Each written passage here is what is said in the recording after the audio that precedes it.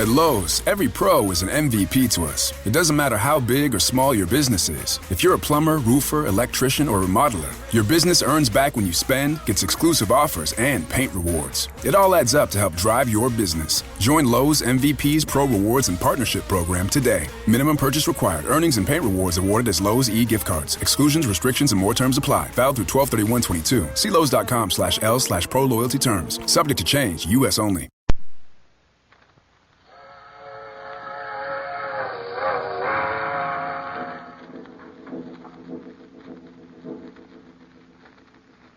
The mysterious traveler.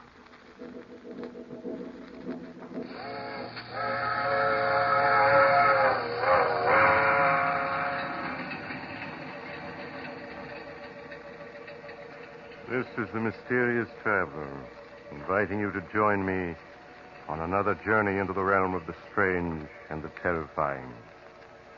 I hope you will enjoy the trip, that it will thrill you a little and chill you a little.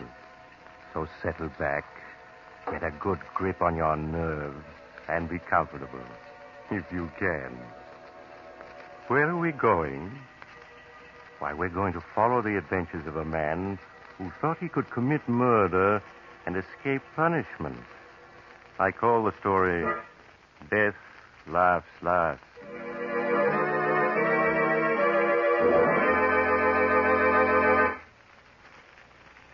It was while I was practicing medicine in an eastern city that Edward Harrison brought his wife Mary to me for an examination.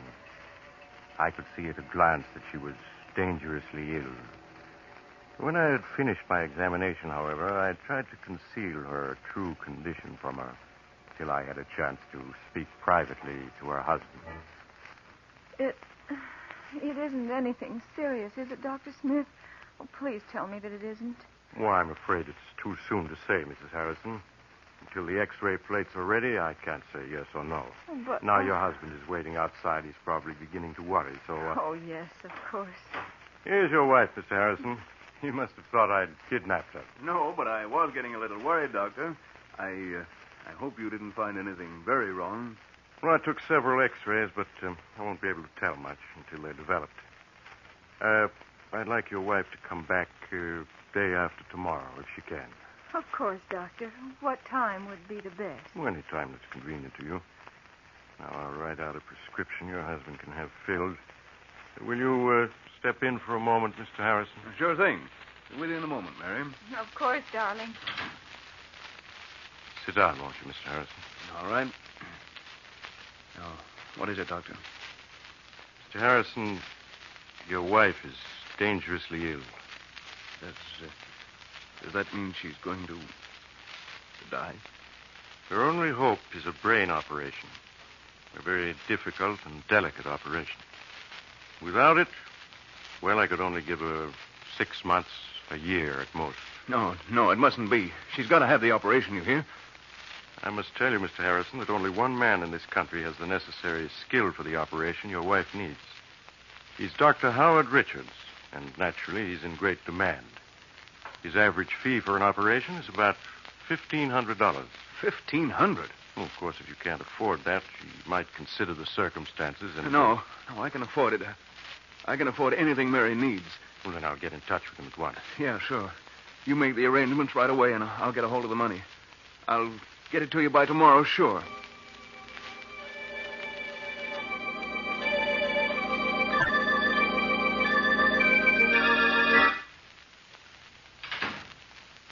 Darling, help me off with my coat, will you? Please? No, sure, Mary.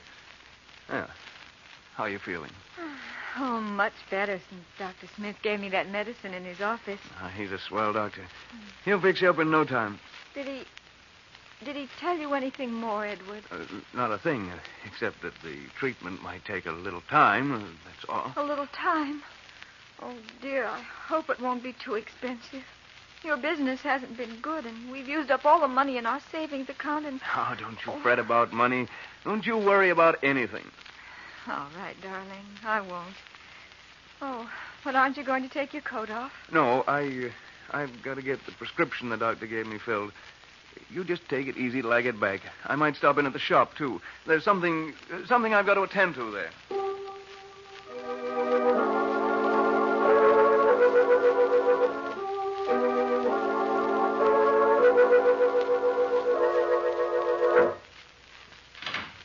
Mr. Danvers, I'm Ed Harrison. Oh, yes, Mr. Harrison.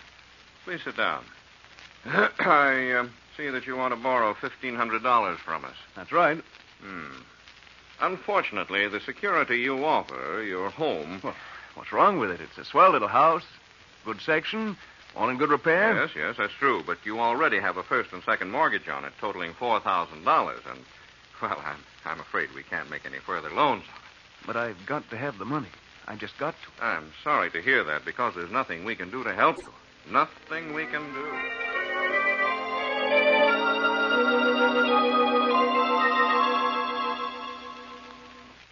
You say you're not employed, Mr. Harrison. No, I own a shop. I'm a locksmith. Mm-hmm. Well, that means you're never certain of your income. If you had a job now, a regular income you could depend on... What are you getting at? You mean you're not going to let me have the money? I certainly wish I could, but under the circumstances... Well, I'm sorry, very sorry, but there's nothing I can do.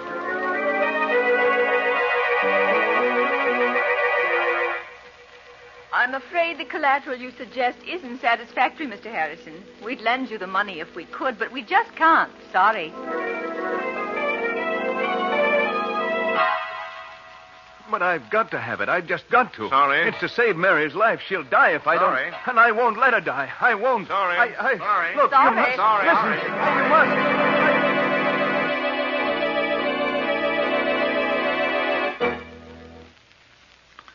Edward, you aren't eating. Oh, and you're so quiet. Dear, is there anything wrong? What? Oh, no, of course not. You're worrying about me, aren't you? Why, no, Mary. I was just thinking about making some changes at the shop. And... Darling, you don't have to lie to me. I know I'm not well, but I'm going to get better. Really, I am, I promise. Of course you are. Dr. Smith said so. You're going to be well in no time. Now I've got to go out. I have an appointment over the other side of the city with Horace Latimer. He wants to see me about something. Something important.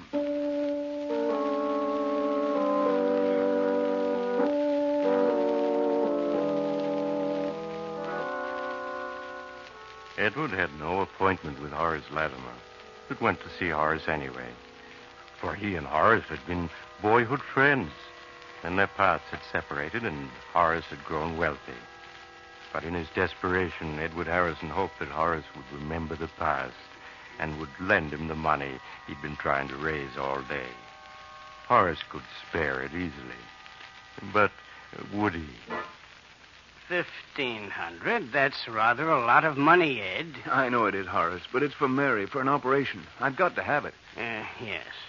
Why don't you try the bank? You have a house, a business. I have tried the bank and all the personal loan companies in town. They all turned me down, said the security wasn't good enough. I see. Well, that's too bad. But I don't quite understand why you came to me, Ed. Because we're friends, that's why. Because when we were boys, we agreed that we'd each of us always lend the other a helping hand if we could. Boys don't understand business very well, I'm afraid, Ed. No, I suppose not. They don't understand business. They just understand friendship. You know, if I had the money and you needed it, I'd lend it to you in a minute. I don't doubt that at all, Ed. And you can bet I'd lend it to you if I had it.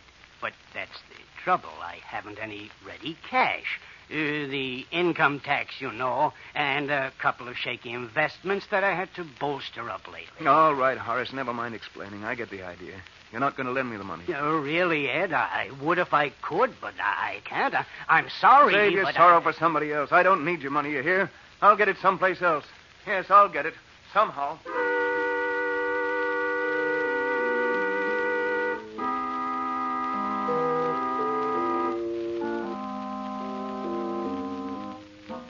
After he had slammed out of Horace Latimer's expensive home, Edward stood for a moment on the dark street corner, staring back with bitterness in his face.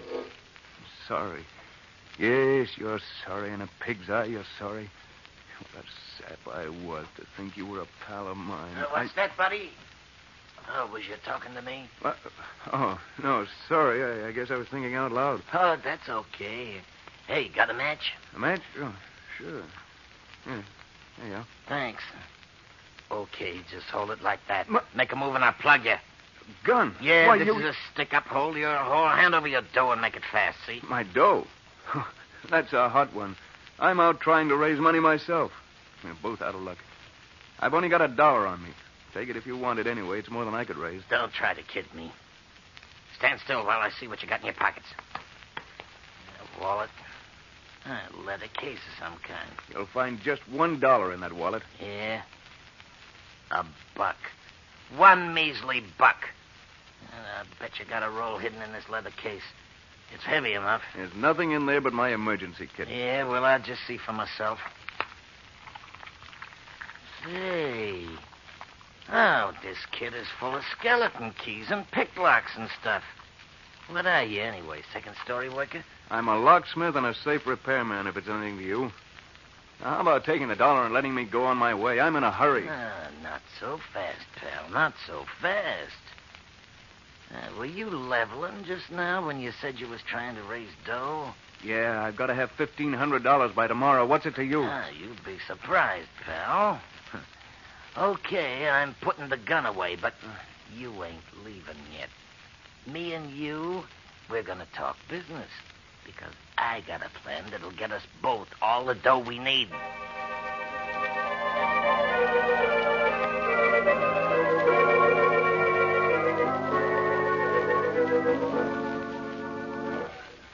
Two more beers, waiter. Coming up.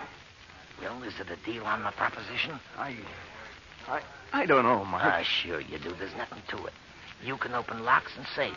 I know where there's a house with plenty of dough in it. You and me together, we'll go get it. We'll make a team. Burglary? I ain't never stolen anything in my life. Listen, you said you needed the dough bad, didn't you? So do I, plenty bad. You said you'd do anything to get it, didn't you? Yes, I did. Then what are you hanging back for? All you got to do is get the back door opened and the safe. In half an hour, you'll have your $1,500 and more. How else are you ever going to get it? Answer me that. I don't know. You're sure the money's there, Mike? Positive. I was casing the joint, looked in the window in time to see the old geezer put a whole roll of bills in a safe that's like a bread box. You could open it with your teeth. All right, I'll do it. I've got to have the money. I'll go on the job with you.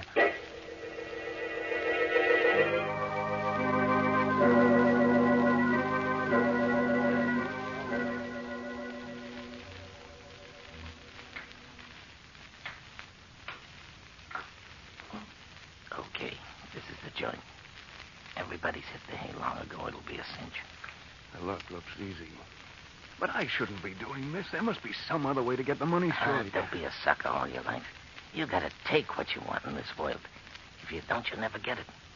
Everybody's a crook of some kind. Take it from me. Well, get on. Get that door open. We gotta get inside before we're spotted. All right. Let me take a second, I think. Yes. There. It's unlocked. Okay, get inside. The safe's in the library. Down this way. Don't make any noise. You're sure there's only two of them in the house? Yeah, the old guy and his butler. Probably both of them deaf as posts. Here's the library. Come on. The safe's behind the picture on the wall. This picture? Yeah, that's it. I'll lift it down. There you are. That safe is just a kid's toy. Go ahead, get it open. It won't be that easy. But I'll have it open inside half an hour.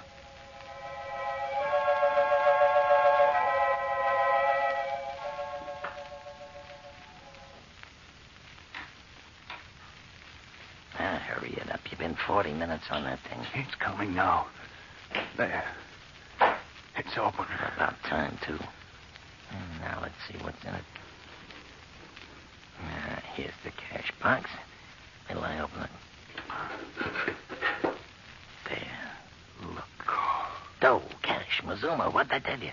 There must be thousands there. Easy. Come on, we'll count it and divvy it up. No, never mind. Just give me $1,500. That's all I want. You can keep the rest. Are you kidding? No, that's all I want. Just the $1,500 I need. Okay, it's your funeral. Yeah, here you are. 10, 11, 12, 13, 14, $1,500 bills. $1,500. Yeah, for just an hour's work. Easy money, huh? What do you say? We crack a couple more cribs tonight? No, I just want to get out of here now and... Get behind this door. I'll take care of it. Burglars! Jenkins! Police! Help! What'd you expect me to do? Shake his hand? But you killed him. Yes. I'm an accessory to murder. Cut the guff and let's get out of here. Or do you want to get caught? No, of course not. Well, then let's get going. Come on, we can... Stand still, both of you. I have a gun and I have you covered. The butler. If you move, I'll shoot. I can see you perfectly. He's standing on the stairs. He's got a gun. We're caught. No, not yet. We ain't. Not by an old scarecrow with a rusty horse pistol. Put up your hands. I'm going to call the police. You've done something to the master. Okay, we'll put up our hands. Like fun, we will. Oh! I shot him. We got to get out of here in a hurry. Those shots...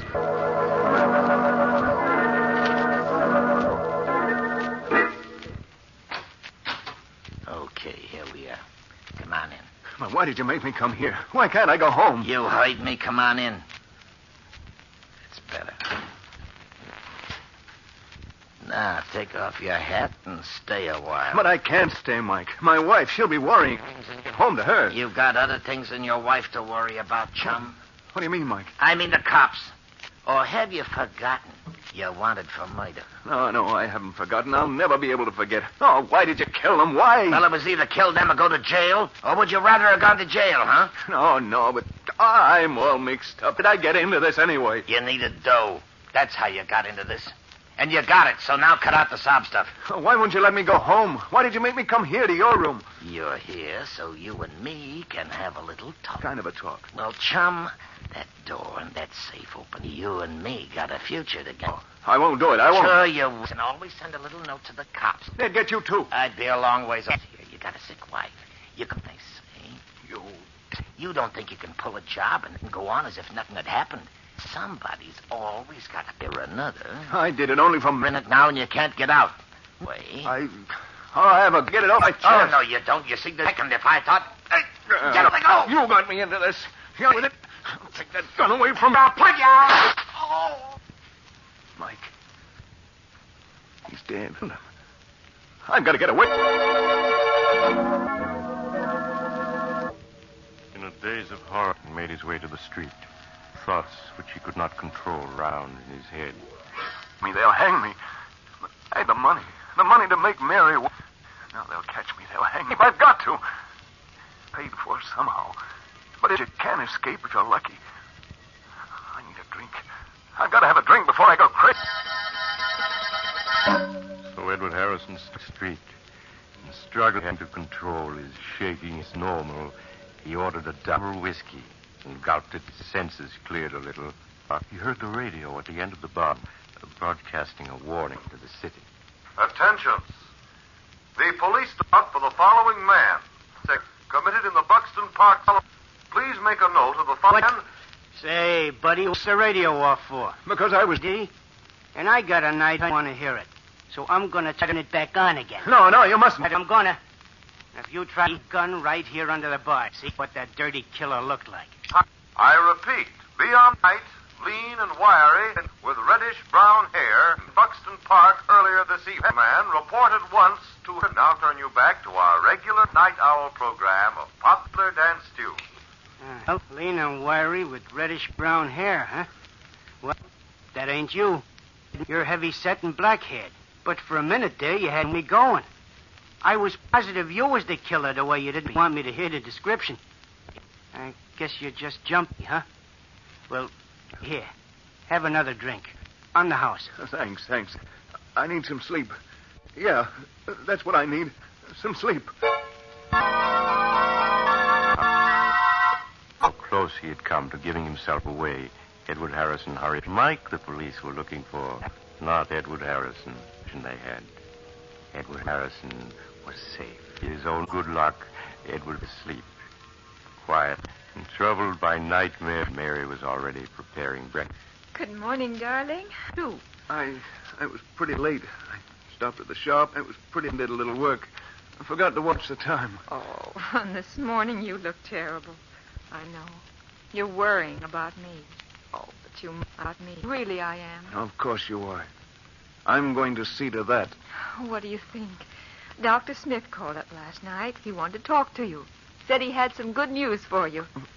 Good news? Yes, but he wouldn't tell me what it was. I don't know why. He asked for you to stop in at his office this morning. I think I know what it is. Yes, sure, I'll go right over and see him. Oh, but darling, you're going to eat breakfast first, aren't you? I'll eat when I get back. I want to see the doctor first. Anyway, I'm not very hungry. Well, all right, Edward. But please hurry back. I want to know what the doctor says, too. Yeah, sure, Mary. I'll be right back. But everything's okay now, darling. Everything's okay.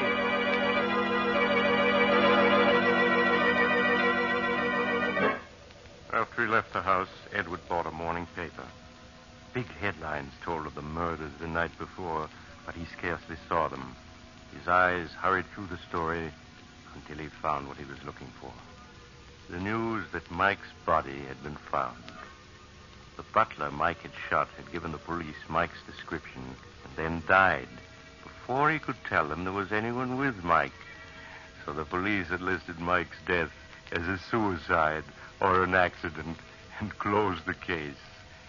Edward Harrison was safe. Perfectly safe. Safe. I'm safe. Mike was wrong. Sometimes you can get away with murder and not have to pay anything if you're lucky. And I've been lucky. I've been lucky.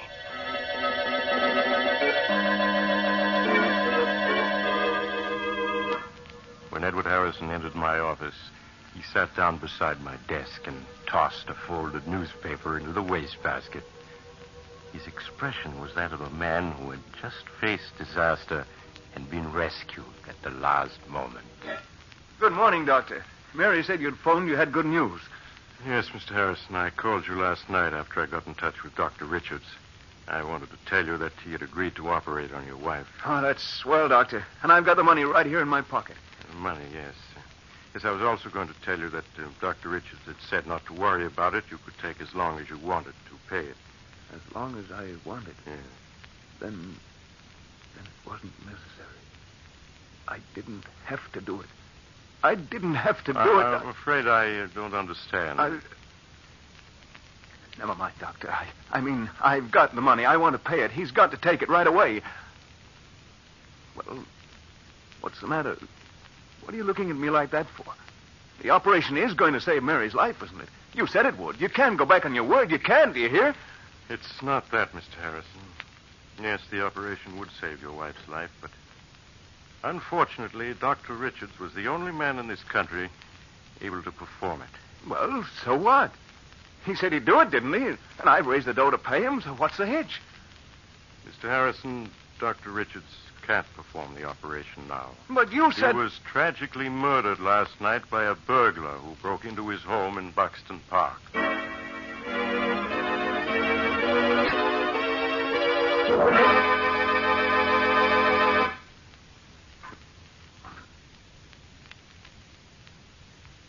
This is the mysterious traveler again.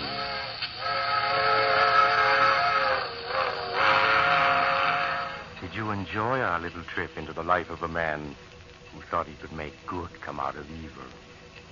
Poor Edward Harrison. He didn't believe that crime must always be paid for by someone, did he? What became of him? Well, after his wife died a few months later, he confessed everything to the police. He didn't have anything to live for, poor fellow. But I hope his experience will teach you that crime really doesn't pay. I always say that if... Oh, you're getting off at the next stop. I'm sorry.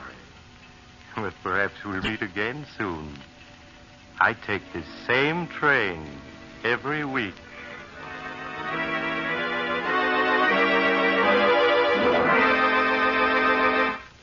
You have just heard Chapter 42 of The Mysterious Traveler, a series of dramas of the strange and terrifying. In today's story, Death Laughs Last, Philip Clark played Edward Harrison, Carl Emery played Mike, and Elizabeth Morgan played Mary Harrison. The Mysterious Traveler is written by Bob Arthur and David Kogan, and original music is played by Henry Silverne. The entire production is under the direction of Jock McGregor.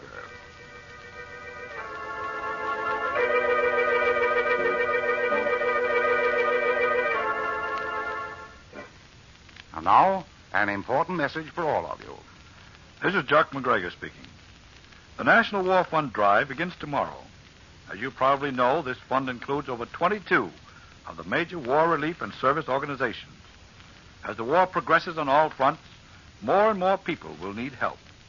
Our armed forces, American prisoners of war, our allies, and people right here at home. And by giving to the National War Fund, you will be helping. Consider just one of the many organizations that the War Fund supports, the USO. More than 3,000 service units are in operation, clubs where our servicemen and women find recreation, dances, educational activities, reading, writing, and game rooms, and religious counsel. The USO is responsible for the traveler's aid desks, which help servicemen make connections and find sleeping accommodations. It operates the lounges in railroad and bus terminals. USO camp shows bring American entertainment to our troops at camps and stations throughout this country and in all of the combat zones. Groups who play the jungle circuit in the South Pacific, the desert circuit in North Africa, the grass skirt circuit in the Hawaiian Islands, and the foxhole circuit in combat zones just behind the front line. We can't measure in money the good accomplished by the USO, but we can help to continue that good work by giving our money the National War Fund. So when your community war fund or war chest representative calls on you, give and give generously. Listen next time to a tale titled The Man the Insects Hated. Another tale of the Mysterious Traveler.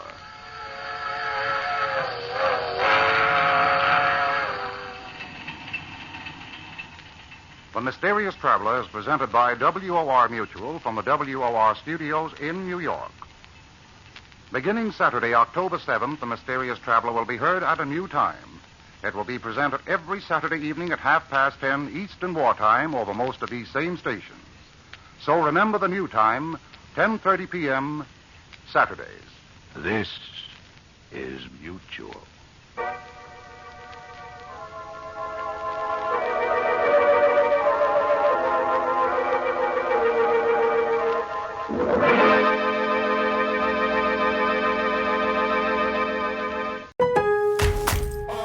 At Lowe's, every pro is an MVP to us. It doesn't matter how big or small your business is. If you're a plumber, roofer, electrician, or remodeler, your business earns back when you spend, gets exclusive offers, and paint rewards. It all adds up to help drive your business. Join Lowe's MVP's Pro Rewards and Partnership Program today. Minimum purchase required. Earnings and paint rewards awarded as Lowe's e-gift cards. Exclusions, restrictions, and more terms apply. Valid through 12/31/22. See Lowe's.com/L/Pro Loyalty Terms. Subject to change. U.S. only.